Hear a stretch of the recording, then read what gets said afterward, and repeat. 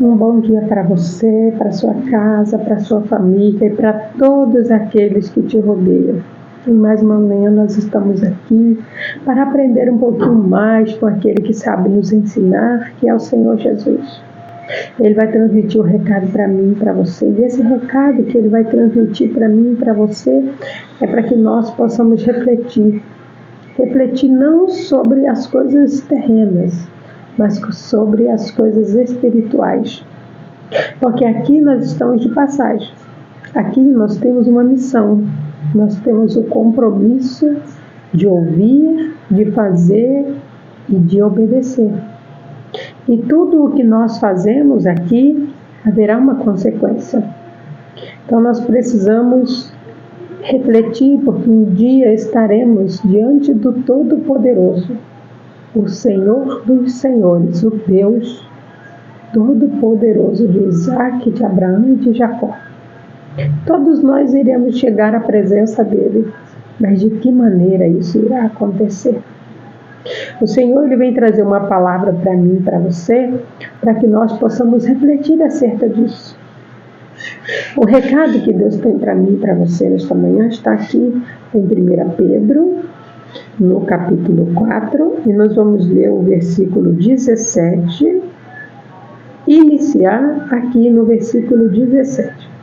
A palavra vai dizer assim: porque a hora do julgamento chegou, e deve começar primeiro entre os próprios filhos de Deus.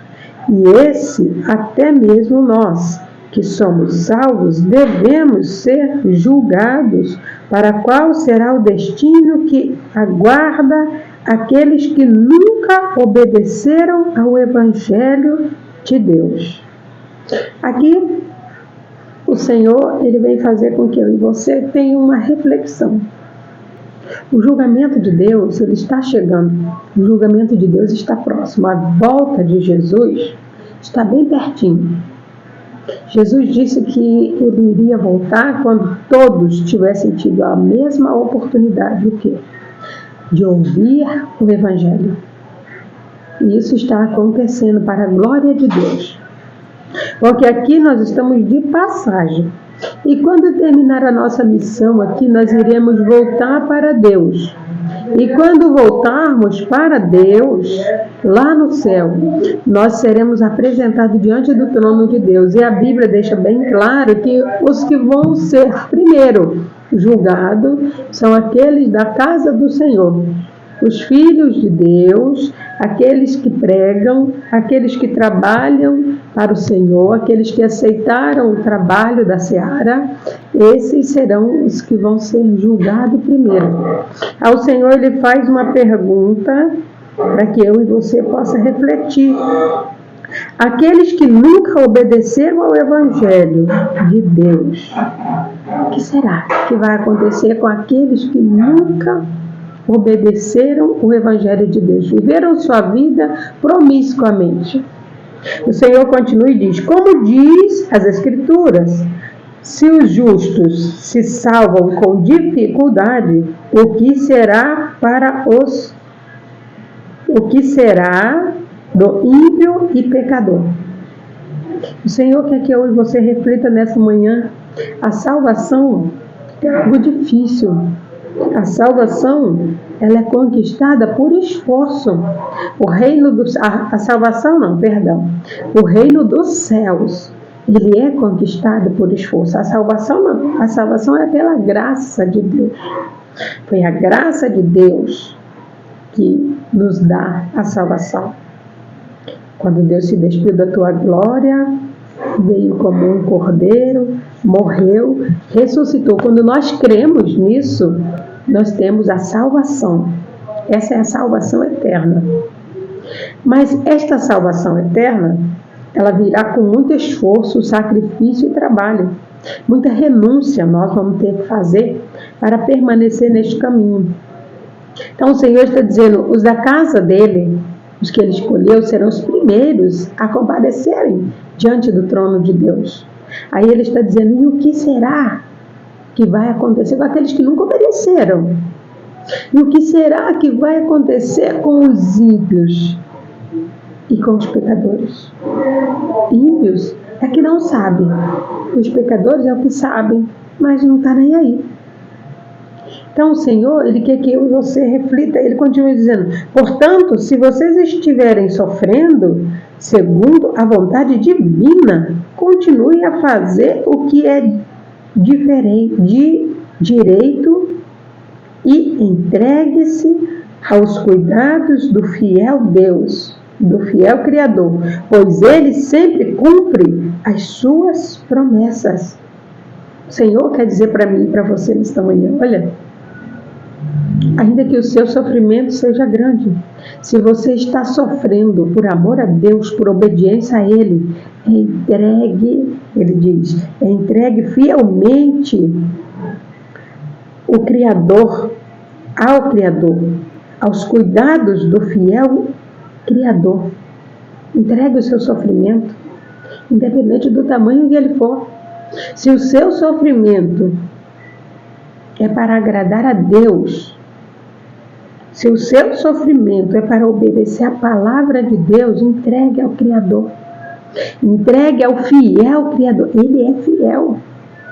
E ele termina e ele diz assim: pois Ele sempre cumpre as suas promessas. Quando você confia no Senhor, quando o seu sofrimento é por amor a Deus, confie no fiel Criador, porque a recompensa para o meu sacrifício, para o seu sacrifício, para o meu esforço, para o meu sofrimento, para o seu sofrimento, vem de Deus. A nossa recompensa, ela virá do céu. Não fique querendo encontrar recompensas, elogios aqui na terra, porque isso não vai acontecer. Se você está fazendo para Deus, as pessoas não vão ver. Você vai ser injustiçado, você vai ser humilhado, você vai ser caluniado, você vai ser apontado, acusado falsamente. Você vai sofrer coisas que Cristo sofreu. Entenda que não na proporção dele, porque Deus, ele não permite que você carregue um fardo maior do que você possa suportar. Então, ele vai permitir o sofrimento, mas é um sofrimento, é uma dor a qual você pode suportar. Porque quando ele olhou para a terra, ele não viu um justo para beber o cálice dele. Por isso ele teve que descer. Então ele sabe que nós não somos justos. Então jamais ele vai derramar sobre mim, sobre você, um sofrimento a qual nós não conseguimos vencer. Deus é fiel e as promessas dele são verdadeiras. Tudo que está escrito na Bíblia é verdade. Nós precisamos crer, confiar, entender que se estamos sofrendo, se estamos sendo perseguidos, se estamos sendo caluniados, e tudo isso que está acontecendo é porque eu decidi aceitar Jesus na minha vida, é porque eu decidi caminhar juntamente com Ele e ir para o céu, pregar o Evangelho, fazer aquilo que o Senhor está me orientando a fazer, porque Ele não me manda fazer nada.